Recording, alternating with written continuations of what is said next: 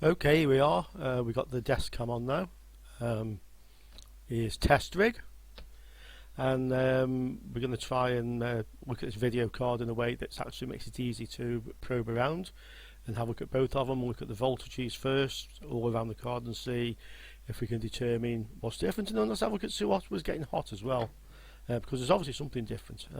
So I did say I knew exactly how we were going to do this. Let me see if I can actually raise the camera so you can see this. This is a cardboard box basically, like, and it's got some little cutouts in it. And you know what's going to happen with this, don't you? This fits over here quite nicely, and what I have is a PCIe extension cable. So what I'm thinking is, if we put that in there and we bring it up through here and we stick this on here, we can now plug in our graphics cards and have a look and see what's happening. So we'll give it a go, and we'll see what happens. I've not tried this before. I put this together over the weekend thinking how can we film this, and it's actually occurred to me it's probably a very good way of working anyway. So there's our GPU on the ribbon cable, and we can now, we can see what's going on. Okay, so first thing we're going to do then, this is the one that gets hot. I should have shown you, but I can't show you here. H, and on the other side I've also marked H. So I've basically marked this card that I know this is the one that gets hot.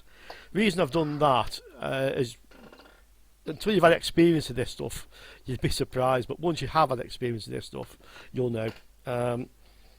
It's very easy. You're swapping backwards and forwards between these two boards, trying to see what's different, and before you know it you've forgotten which one's which.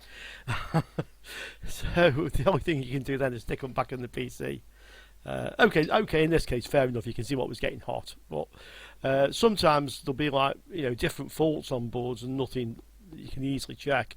So if you might make a mark on the board so you know which one's which, it just saves you a lot of messing around, and saving messing around is a big thing in this game. So what we're going to do is we're going to go into the voltage range. We're going to switch it on, and we're going to boot up. I even left a little hole in the end of this so I can see the little tester. Okay, beep beep beep. So the first thing I noticed, oh my god, that's hot. That is hot. Whoa, that is hot, like burn your fingers hot.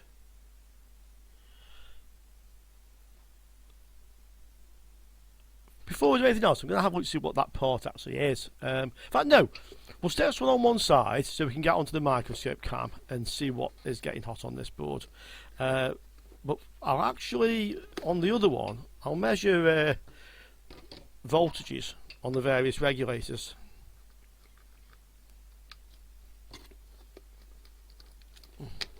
And we'll see. The other thing, by the way, that one that was getting hot, I should have done this before, the GPU is cold on that one. So the one that beeps, the GPU is cold. Let's just try this one. I'm going to do the sensible thing first. I'm actually going to see if the GPU gets hot, because if it does, I need a heatsink on this. Yeah, that one the GPU is... So, okay, the one that it just sits there and doesn't do anything on 2A, the GPU is getting warm on this one. So we need to put some sort of heatsink on that. So just give me a minute or two and we'll get that.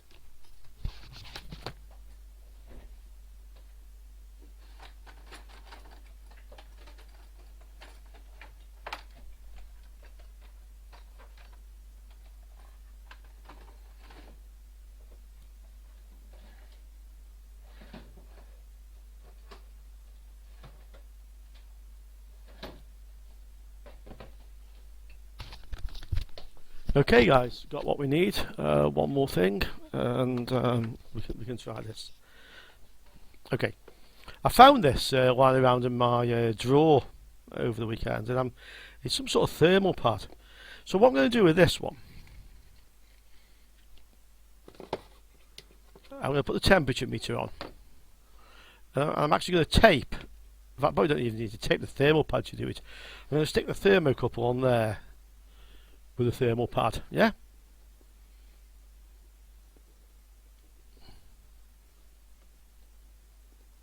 I'm just making sure the thermocouple's far enough under there so it doesn't slip back and short something, because on the back of this GPU there are capacitors.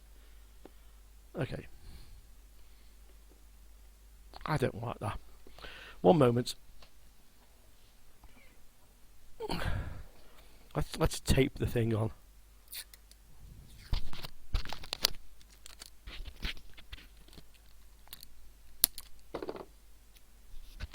Just tape this thing in place so it can't slide backwards. Like so. Try to get a good grip. Absolutely nothing. Thing's too slippery. Okay, back to plan A. This thing's quite sticky actually, so that should hold this in place. Right, thermal pad on there. Now, you remember this is my little handheld heatsink, so we can just pop this on here. And straight away we can just keep our eye on that while we're measuring around the board and see whether or not that's getting too hot. I'm guessing if it goes up above about 70 or 80, we need to switch off, let it cool down. Right, so we have that. Now we have the voltmeter. To make life even easier for ourselves, I'm going to clip this to the ground here. So I'm just going to find a crocodile clip lead.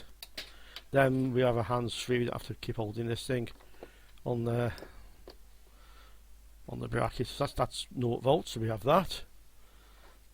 Let's have this so you can actually see, we can see temperature, voltage. Right. Let's now have a look around this board and see what we have on it.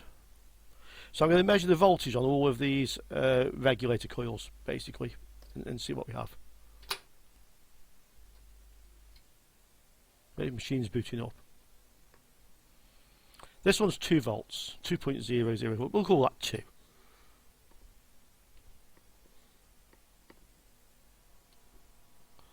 This one's 12 volts coming in. That's 12 volts. This is the one round where it was getting hot. 1.16. That's another 12 volts. 12, 12, 2, 1.16, and this should be the core supply to the GPU. 1.05. This should be the same as the previous one, 1.05, I'm guessing. Yeah, 1.06. I'm just not getting a very good. They are 1.06, and this one 1.16. And this is cool. GPU's up at 54 degrees, so we haven't overheated it, but that seems reasonable for a GPU with a bit of a heatsink on. 64. Okay, let's switch her off. We don't want to overheat that GPU. So we can see the voltage we have around here. There's one more over here, which is the supply coming in from the PCIe. Let's have a quick look at that. 3.3, yeah, that makes sense. That's your standby voltage coming in for the startup circuitry. So there we have that one. I'm going to put the one that gets hot on again, and I'm assuming the chip there is very hot as on this one coil, because these and these are on those two for certain. I'm just going to very quickly measure the voltage on that one to see what we have.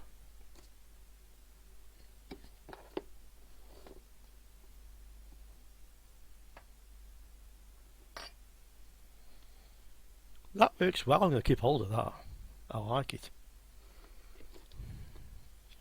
I think it came off a scrap. Yeah, it came off a scrap TV. That did. It had 40 BGAs, and I just kept hold of it, thinking, "Oh, that looks nice." Surprising what you can find on things that turns out to be really useful. Get back on this one.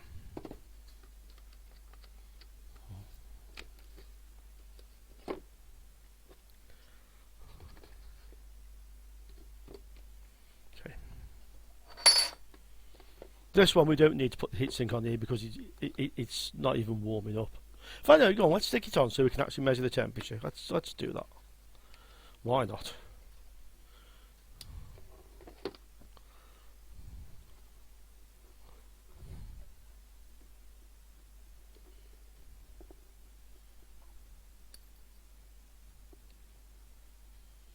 Okay. This is the one that gets very hot. So I'm going to put my voltmeter on here. I'm going to switch on. How many times am I going to forget that before I actually remember what I'm doing here? Okay. Yep. So let's have a quick look at the voltage supply that's provided by this chip.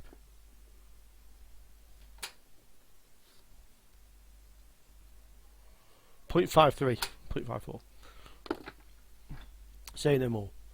There's going to be two reasons for that, really. One, either there's a lot of power being drawn from this, like a short circuit or somewhere, one where it powers, and the other one being a problem with the actual generator chip. Because we've got two boards, we can actually now, although we did this before, measure the resistance from here to ground. But I know when we looked at this before, the resistance was basically the same. So let's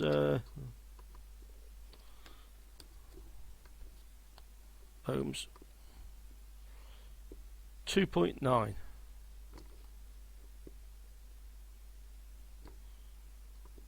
sure that was much higher than that before.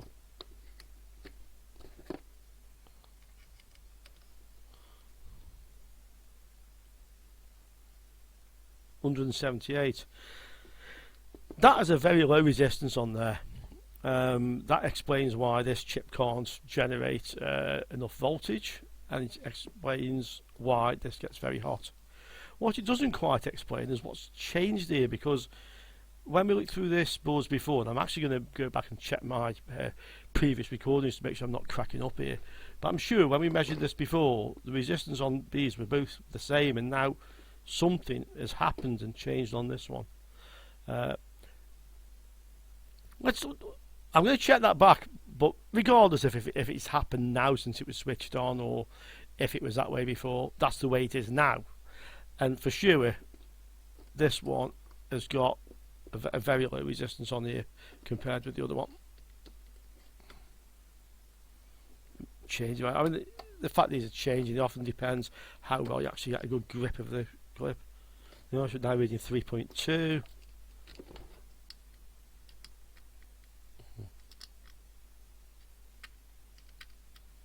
And this one 187. This one, all the voltages look okay to me. This has got a problem. So I think this is the one we'll look at first and see if we can figure out why there's too low a resistance here. We should know where the problem is on this one.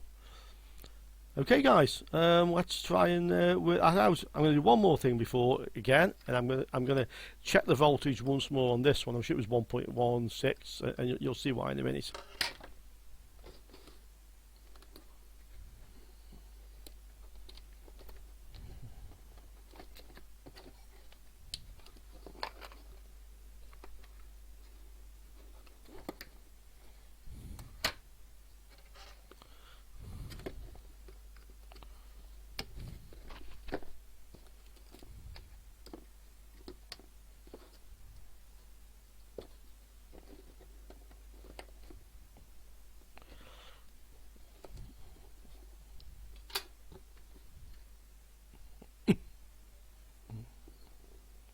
.175.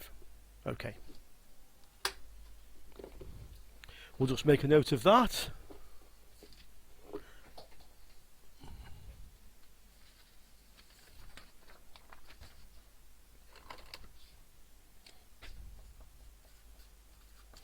.175 volts. Now we need to find the short on the other one, and to do this we're not going to connect it to the test rig. we're going to power it up separately and see if we can find out where that short circuit actually is. So we'll disconnect this because we don't need it at the moment.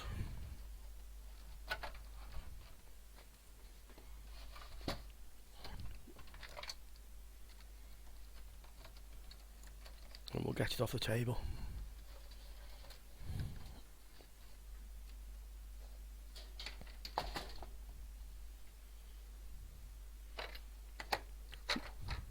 This, by the way, is why you should always mark which one. H, it's hot, because by the time I put them both over there and tidied everything else up, you're thinking, hang on, which one was it? Okay.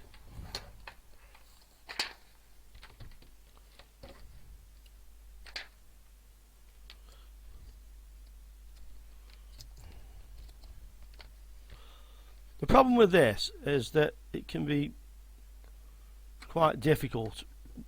Definitely with an ohm meter, you can't find where the short is. Look, I mean, I can go to either side of this coil, and it doesn't tell me any difference. It's the same resistance, so I can't straight away, for example, say the problem is on the chip side or it's on the load side.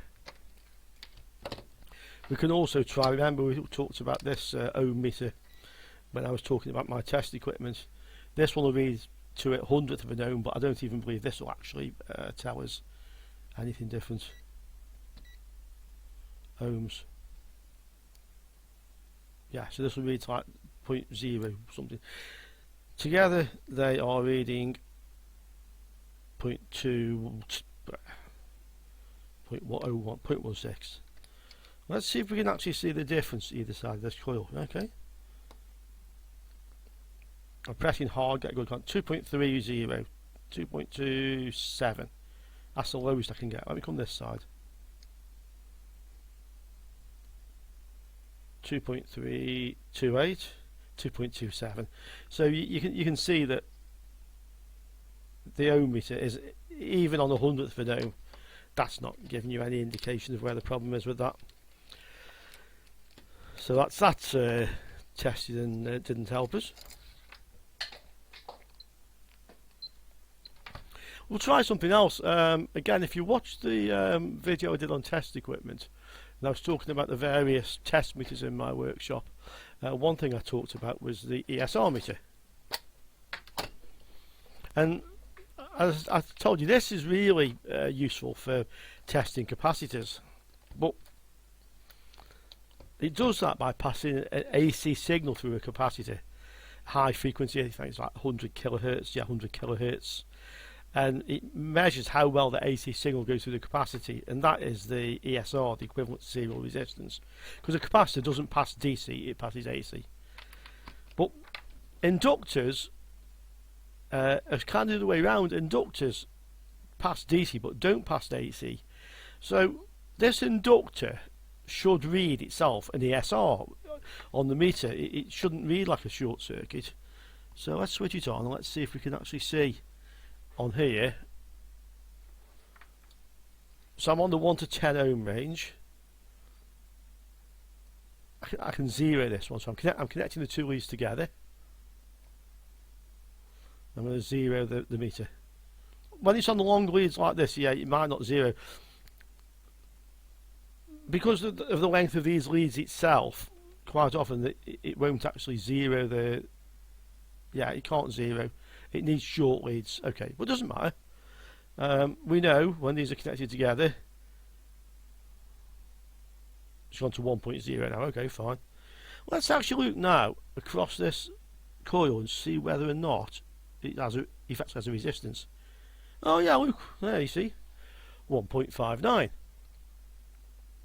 So it does look like a resistor to this meter. So let's have a look again. So we'll come onto the chip side of the thing to ground, and I'm getting 1.74. okay, we'll come to this side and I'm getting 1.10. So now you can clearly see that this side of the coil has a higher resistance to ground than this side of the coil. Yeah, that's what you can do with an ESR meter, not only testing capacitors. Okay, so we know that this side of the coil actually reads a resistance. Now, we can't necessarily assume whether this side of the coil is the one that's connected directly to this chip or whether that side is. I mean, looking at the layout of this board, I'd say this is probably the one that's connected to the chip, but you know, you can't say for definite.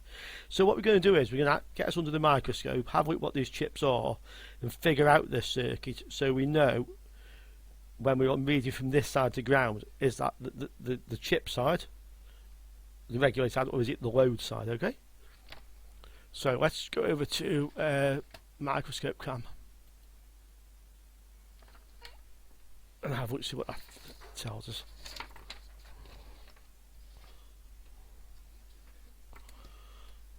So yeah, this is our regulator circuit. I can see straight away now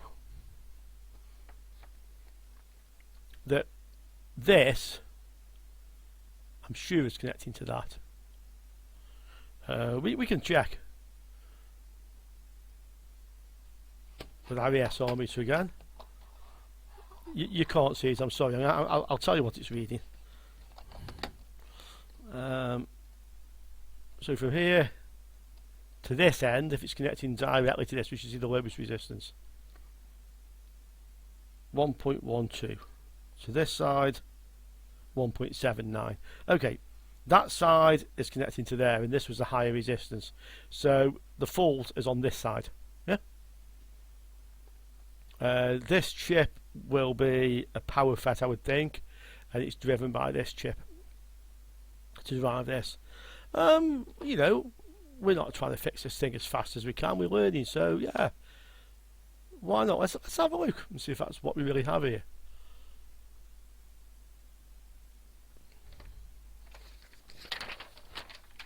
If you don't want to see this, you can just wind it forwards for 5 minutes while we have a look. If you think this can be something useful to learn something, let's have a look. Ah, that's the AO again. See the emblem? AO4812. That's the part number. AO4812. If you remember on the GTX 280 video, we were looking at chips. And if you did see that video, I'm hoping as soon as you saw this, you think, hey Rich, that's an AO4812. It's not a BD81X. Okay. This one is an RT9259. RT9259.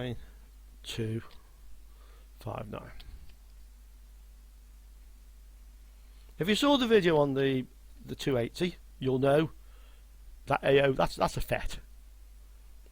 And we can pretty much how this works. So this is the output of the FET driving the coil. This is probably the input, so this is probably got the 12 volts. This goes to here, so this is probably the output from this chip, which sends pulses to switch this on and off rapidly.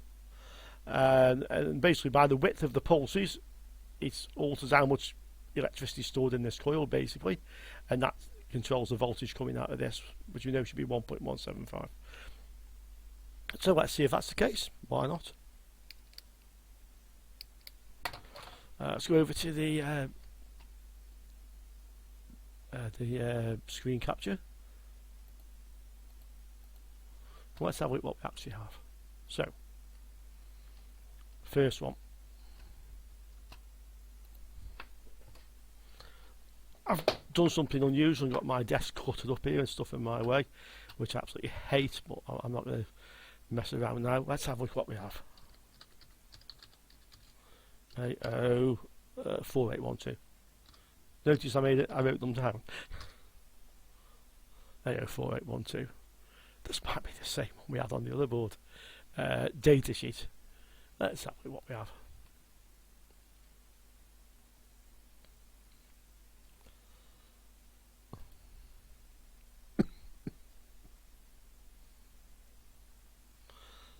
Yeah. So that's the two. You know I said those two at the top? That's those two that were driving the coil. Drain 1 and drain 2.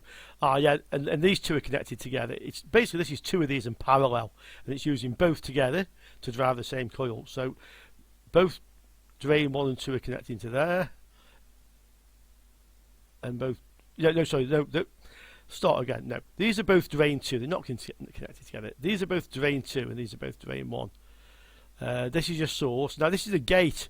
So when the gate switches on and off, it controls the circuits. Gate 2 controls drain 2, and look, drain 2 is those top 2. And if you remember, gate 2, that second one down, is the one that I said went straight to the other chip, RT9259. I said that will be driving this. So that confirms, yeah, that confirms what we have there. Let's have a look at the other chip.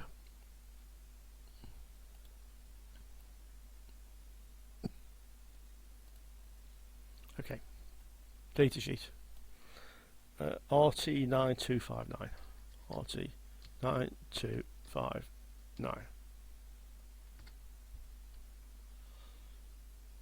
And we'll see what this is.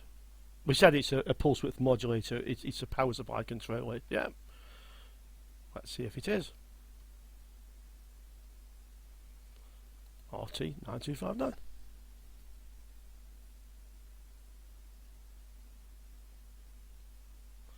"12 volt synchronous buck pulse width modulation, DC to DC power controller."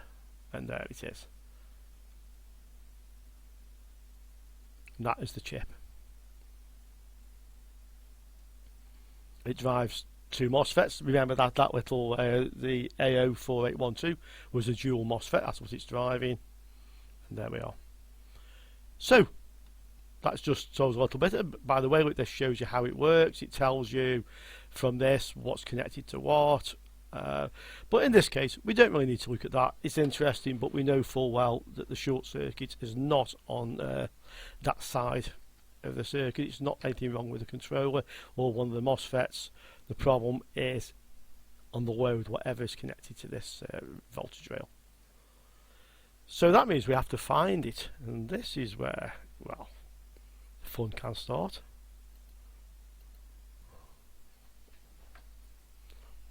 So can you see now from the data sheet we know what this chip is. We could test it if we needed to. The same with this one. We know it's a MOSFET. We know what it is. That's how useful data sheets can be. So how do you think we're going to test where this short circuit is? We know it's on this side of the coil, yeah? And we now need to figure out where does this side of the coil go to. Well, for certain it goes to this capacitor. I mean, so that could be short, this could be short, and then it'll power up whatever it powers. I'm interested to see what that powers. One of the things it could be powering is the GPU. Okay, this is. We know we know that this bigger coil, this one here and this one here, also power the GPU, but we don't know if maybe this one does as well. I mean, there's a bigger one down here. I wouldn't be surprised if this is powering all these memory chips. So that could well be that. How do we know? Right. You see on this chip, the GPU, it has a lot of capacitors on it. Okay? And you can be certain that these capacitors are connected on the same rail as a power supply coming in, or at least almost all of them will be. One side of the capacitor will be connecting to ground and one will be connecting to a power rail. So the first thing we're going to do is have a look to see which of these capacitors is connected where.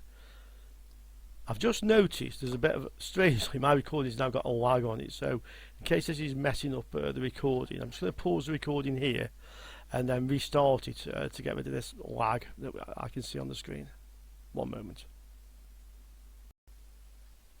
Hey guys, well, there was sorting out my lag on my camera, and had a little another mess around with this software I'm using for these recordings, and figured out I can do picture in picture. I mean, it was fairly obvious really, but I just didn't look before. So that's quite good, because we can now look at the microscope and we can look at the meter at the same time. So I mentioned I was interested to know what that short or nearly short circuit voltage, nearly short circuit supply voltage supplies. Where does it go? And one of the best places to check for supply rails is on the GPU, and this one has quite a lot of capacitors on the top of it. Unfortunately, some of them don't, which makes it more difficult, but this one does, so that helps us. So what I'm going to do is I've put the meter onto the ohms range, and I'm going to measure the resistance on each of these on each of these capacitors. And by doing that, I should be able to work out which voltage rail they're attached to. Probably a lot of them will be on the same, but I'm sure there'll be more than one supply on here. So first, this capacitor, that end's connected to ground. One end of all these capacitors will go to ground. The other end, 294 ohms. That's a high resistance one. What else do we have?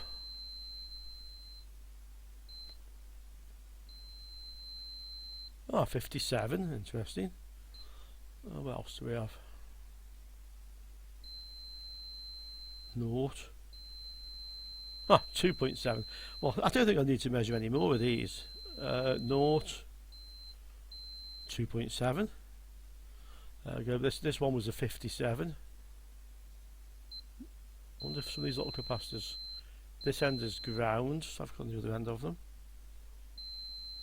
57. 57. Right. If you remember, this coil down here, the one I thought might be memory, that reads 57. So we can say that that one goes to these capacitors over here on the GPU.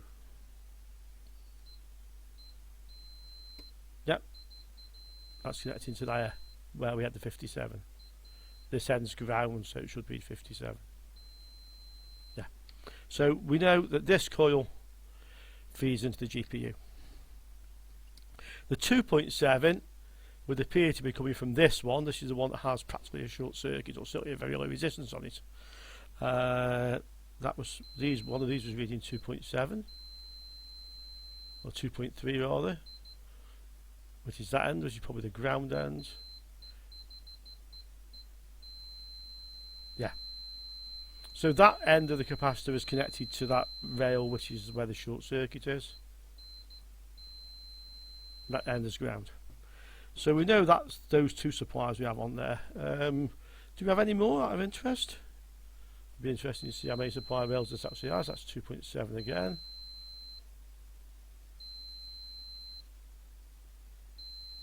Yeah, that ends ground. That ends 2.7. This end will be ground. Back to front. 0.3. 57, yeah, okay. So we've definitely got two. We've got a third supply rail. Do you remember the first one we measured over here? This was high. That's ground. 292. I'll bet that one comes from down by the PCI. Let's see if it comes from here. 293. Okay, so if we go from the coil, just to double check, from the coil back to that capacitor. Now short, and the other end was ground. 293. Okay, so we know here we have one supply coming from down here, one supply coming from up here, which is where the short is, and one supply coming from here. Okay, so these are the two big coils, this one and the one further down. I was talking originally thinking these supplied the GPU. I wonder if that's actually the case, because we already have three supplies on this GPU. I'm interested to see if we have another one. I can't do this very well left-handed, that's why I seem to be all over the place on the board. So also, I'm actually having now to look sideways to see the camera, which is normally in front of me. So that's causing me a bit of a problem as well. That's the 58, that one. What's on all these ones? In fact, let's go back to ground. Let's go the other way. One end to ground, other end to the coil. What are we looking for? We're looking for 0.8. Okay. Let's see if we can find 0.8 on any of these other capacitors. No. If I see something else, there's no point. One moment. Oh, sorry about that. People ringing the phone at inconvenient times. Okay, so what did we find? We found that this chip has at least 3 voltage supplies. There's one coming from down here, which is the supply from the PCI. There's one coming from up here, which is where we have the very the low resistance, 2 point something ohms, and this is getting hot. 57 ohms is coming from this one. That's 3, and that leaves this supply, this one and this one, the 2 which are working together. Now, I had a quick look around actually off the phone, and I went around the rest of these capacitors, and I couldn't find any that read 0.6, 0.7 that this is reading. But this does definitely go to all these capacitors. So if we have a look on here, you see it shows that 0.8 on here, the same that it shows on the coil here. Okay, and the same with all these capacitors up here. These are all reading that same.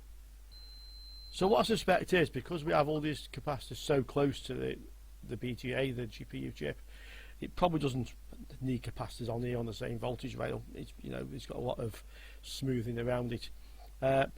So that's supplying there. That leaves an interesting question: what supplies the memory? Obviously, we can't get under these chips to have a look exactly, but what do we have? Well, we have some capacitors nearby them, and it would make sense if we look at the resistance on these capacitors. We can probably figure out which voltage rail is supplying the RAM. And you know, obviously one end of these will always be ground. 56. Let's get on to that next one, have a quick look. Is it the same? 263. 56. Looks like there's 2 supplies going to these. We can't say for certain because we don't have a circuit diagram for this, but that end's ground.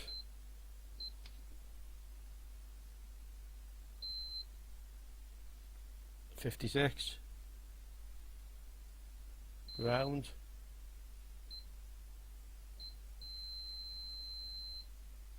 What's on this end? 263. Was 263 the one that was down here? That's 294. Okay, we seem to have another voltage supply that's supplying these. That would suggest to me that this problematic supply is supplying the GPU, and this has 4 at my best guess on it. And a lot of this is best guess when you're doing this sort of work. You have to realise that, and then sometimes your best guess is wrong, and you have to change your opinion. That one, this one, this one, this one, and this one all supply the GPU. This probably powers up.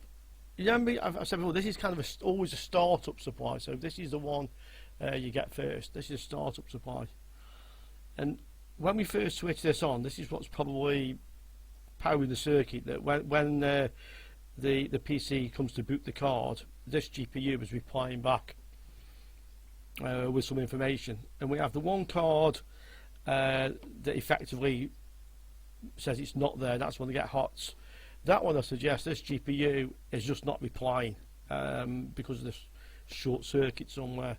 The one that doesn't get hot, this one hangs up, and I suggest that this GPU is probably kind of replying, but in a way that the PCI control and the computer can't understand, so it sort of hangs, it sticks there. My opinion on these, this one, the one that doesn't get hot, I don't really know. All the voltage rails are there, and I'm beginning to suspect this probably has a faulty GPU. These things from what, 2008 or thereabouts. This is the time of what do they call it, bump gate, where you had a lot of these chips failing, and these are the ones that people said if you put them in an oven you might fix them. Although other people saying that the fault is internally under here, and putting them in the oven doesn't really fix them. So this one, because we can't say anything wrong with the voltages, and it doesn't reply, or rather it hangs the computer up, it obviously replies in some way. I suspect a couple of things here. We could have a faulty BIOS, which is probably this chip, and that's okay because we can read the BIOS chip off the other one and reprogram this one. So that's that one. I think the next thing with this is we'll find the BIOS if it is a separate chip and it's not built in here. Sorry, not built in here. And if we can find the BIOS, we'll copy the BIOS from the other one. And we'll compare it. We'll take both the chips off and we'll have a look and see if there's a difference, and if there is, we'll stick the one into the other. So that's that one. This one, the one that gets hot, we're now going to try and see if we can determine how or where that's getting hot. So to do that, first thing we're going to do is go back to the desktop cam, which I'm hoping, we'll just try this and see how I'm working well with the software now. We're back on the desktop cam. And this is our board. If you couldn't see that well under the microscope, let me just quickly go through again. So we have one supply here, two here, and a bigger one here, and we have one over here.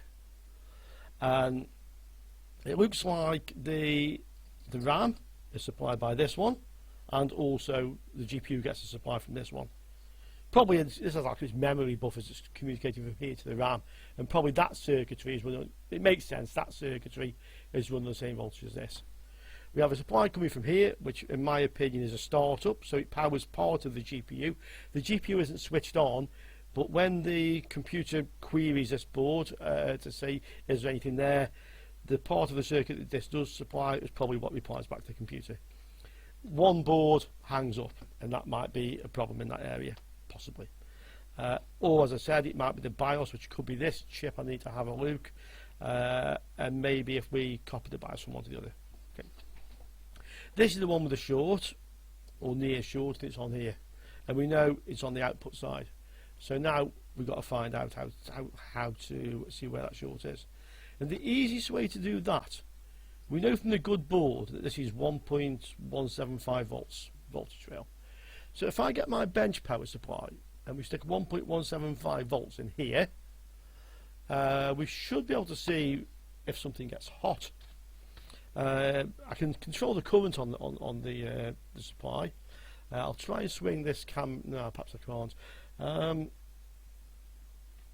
going to get a better setup here so I can actually have more cameras. We can see more than one thing at a time.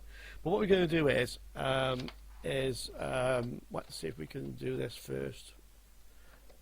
No, I can't get a view on it. Let me try something else. Give me a couple of minutes and let's just try something else. Okay, this might work. So it's upside down, I guess, but I'm sure you can see that. So this is my bench power supply. I've connected one lead to a crocodile clip. The other crocodile clip, the red one, is not connected. So we're going to clip this crocodile clip onto the metal bracket here. So we have a negative connection, and then this is from the positive output here. Okay, now we know from the good board, which is very useful having another board, that the supply rail, the one that's got the short on, should be reading 1.175 volts. Okay, 1.175. It's flicking between. In fact, I can even take the voltmeter here, put it onto volts, and actually just check what we have coming out the power supply to make sure it's 1.20. I think that's accurate. Okay, 1.177. That's good enough. So we now have 1.177 volts coming here, and we can. I've just put a little bit of current on there, and what I can do is I can take this and effectively connect it to the side of the coil where the short is. Straight away it's drawing power, yeah, 0.5 of an amp. We can, let's see if we can get any more power into that. Okay, half an amp. This is not going to help us a lot, I think. I was hoping we could get a lot more power into the voltage rail than that. I can't turn the voltage up because whatever that's supplying is going to damage something. Well, I mean, we know that supply goes to the GPU, and we don't want to be putting any more voltage in. I mean, it's possible even that putting just one supply rail on here is damaging it, but you know, we've got to try and fix this one way or another. So what we're going to do is see if I can actually find anything that's even trying to get warm here, especially these capacitors that are near by that coil. Nah, I don't really feel any warmth there. Obviously this isn't getting warm because this isn't doing anything anymore. Unfortunately, with like 1.6 that is giving now, this is not really enough power to warm something to give us an idea of where this short is.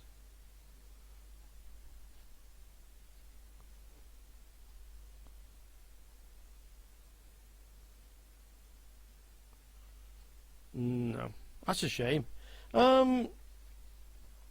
Let's see, we'll try a different technique and see if this will help us to find where this problem is. So stick a lot of current into it till something gets hot. That's one short finding technique. That's not going to help. The Esr meter helped us in as much as it told us which side of this coil was, but it's not going to help any more than that. Another possibility would be a very, very sensitive resistance meter that measures down to, like, you know, a 10,000th of an ohm or something, enough to even measure the resistance of the tracks. That might help us, but I don't have one. I'm actually going to get myself one. In fact, there's a kit you can get to build one, and we're going to be building one on the channel. We're going to be trying that out in the next few weeks, I guess, when the stuff arrives. There's another way we can try and see if this will actually help us to determine where this short is. Okay, so we're back on the desk cam, and I've set things up, hopefully, so we can see what's what here. You can see this is one of my two lab power supplies, and I can set the voltage and the current here. And I've set this to 1.175 volts, which, if you remember, that was the voltage that this coil here takes. This coil supplies into the circuitry. And what we're going to try and do is see if we can figure out where the short circuit is. Now, as we know, putting that amount of power into the board isn't enough to get something hot. So that's not going to help us, and the resistance meter, even the more sensitive one, can't tell the difference in resistance here or here, so that couldn't tell us anything else either. The Esr meter isn't going to help us because that only really helped us to figure out which side of the coil, because that effectively is an inductor, and to the Esr meter that is a resistor, so that didn't help us. So we're going to try a different way here to see if we can determine where this problem is. So if you remember, one end of this capacitor here on the BGA was connected to the supply rail that we were interested in. Let's see. Yeah, the top end of that capacitor is connected to that supply rail, so we know it goes to there, and we also know it goes to some capacitors that are very nearby. So what we're going to do is we're going to inject the voltage in here, and we're going to measure the voltage on the capacitors and on the BGA to see if we can actually figure out where the short is. And to say short, I mean it's actually a low resistance. And what will tell us basically is that the voltage supplying down here, if there's current flowing this way, then there'll be a voltage drop in the tracks in the PCB, and it could be very small, but hopefully this meter is going to be sensitive enough to actually determine where that is and tell us something. So we'll get rid of that one. I think we'll go over to the microscope cam again and put the meter into the little window. So let's see if we can just do that while we're running live. So desktop cam, we'll shrink it down like so. And all we're really interested with that one now is the voltage meter. So that's on the voltage meter, okay.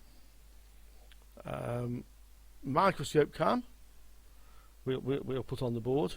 I'll just rearrange this. I've got wires attached between the two, which means that when I move one, it's moving the other. Okay. So this is where the power comes in. This is the capacitor by the coil, yeah. And then we also know that the voltage goes to the top end of this capacitor, this one here. Okay. So what we'll do is, this is where you need more than one hand. Really, you know, you need more than one. Let's move the desk cam. There we are. Okay. So we can see the voltmeter. We can see this. So the first thing we're going to do is inject the voltage from the power supply, the bench power supply, back into the circuit and the coil. Okay, and I'll do that left-handed because I'm going to keep that still. I'm right-handed, so this is the way that suits me better. So voltage goes in there. I can see the power supply, you can't, but 0.5 amps is going back into there again. Okay, so we have that. We have the negative from the bench power supply clipped onto the negative onto the chassis, the metalwork by the DVI connectors, and from this test meter we have the negative connected the same place. So I'm now going to measure the voltage on the capacitors next to this coil, which is here. So let's get in there. And we have 975, I'm holding them as tight as I can, 976, 977.5, and it's stable. So we have 977.7 millivolts, just under a volt on that capacitor. It's on the other one. The same, if anything, slightly higher. But these two are so close together, I doubt you would be able to determine if there's any, one was short compared to the other. And there's certainly not enough power going to get them warm. So that's there. Now let's go over to the GPU. So once again, I'm going to stick the voltage 1.175 volts onto the end of the coil. Again, 0.54 amp, it's powering. I'm now going to measure the voltage on this capacitor here at the top.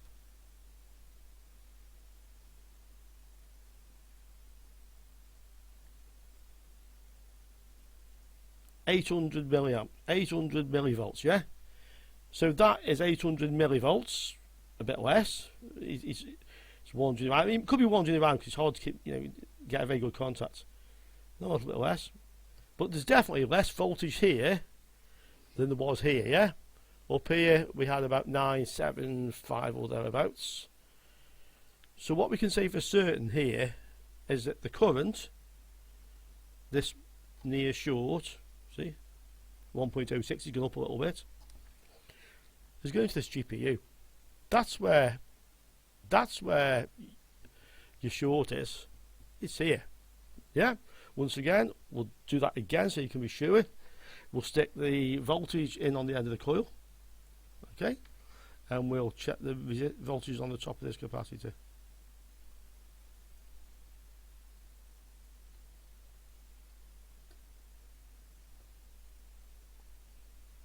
It's completely different.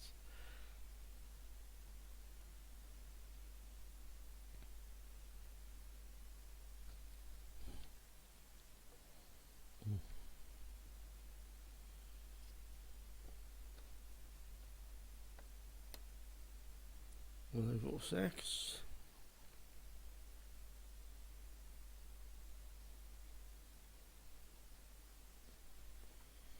I'm getting different readings here, as you can see. I'm going to go again.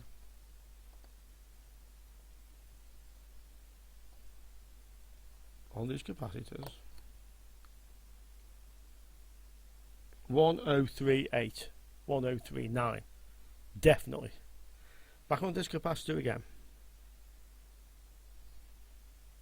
916. So although I'm reading a different voltage, and look, it's varying, 804.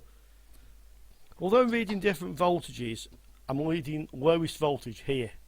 So that is where your problem is, this GPU. So I think there's a good, like a 99% probability this GPU has a short or a near short, and that's why this one, the power coil gets hot. So I'd say that one we have a Duff GPU. There's probably not much more we can do with this.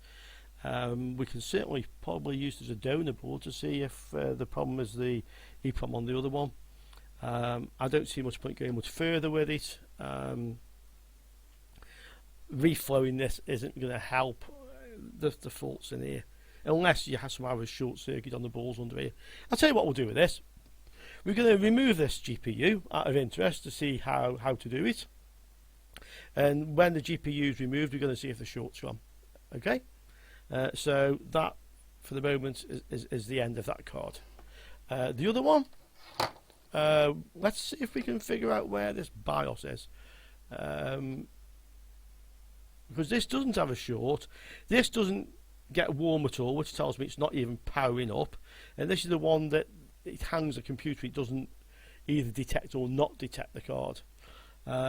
So the first thing I'm interested in this is whether we can find a BIOS chip.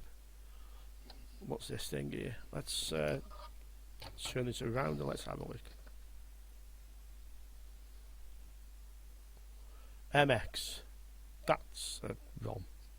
That's an EEPROM. Tell you now. 25L.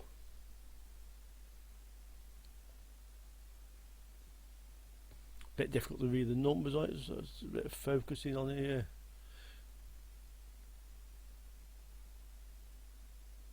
(25L)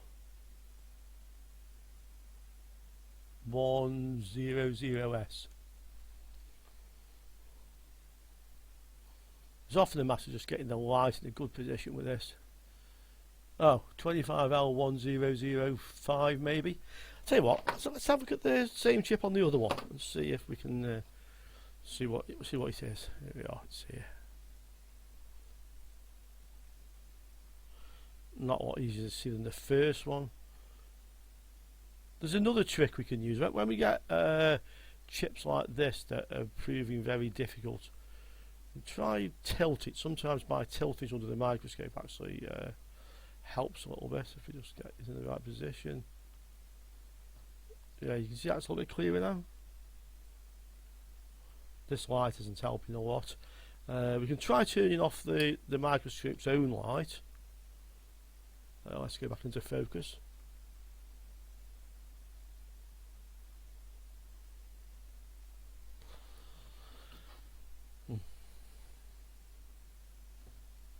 Lost the chip again. Here it is.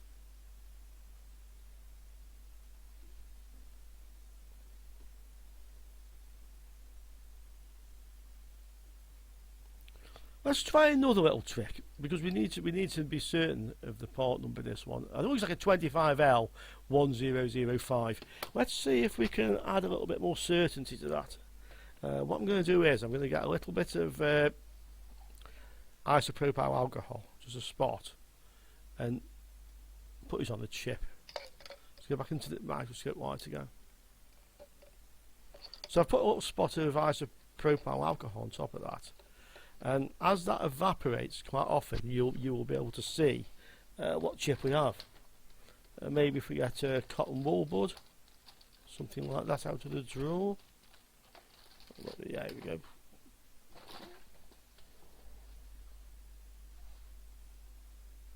I just want to. But as that evaporates, it quite often reveals the number very well.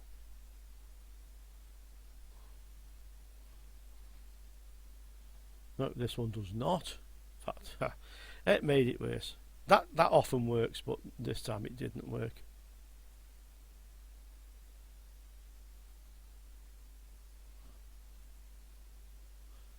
We're back to this 25L, and I think it's 1005.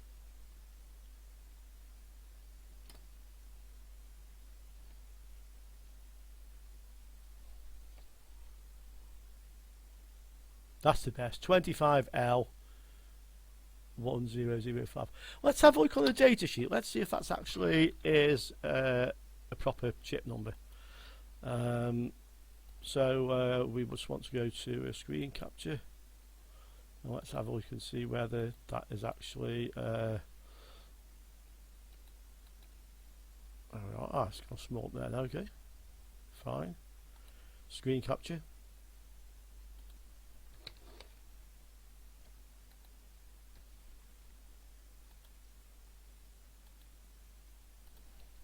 datasheet. 25L1005. Yeah, that looks like a... Oh, MX, yeah, MX, that's good, because that's what we can see the logo on the chip. And it is a...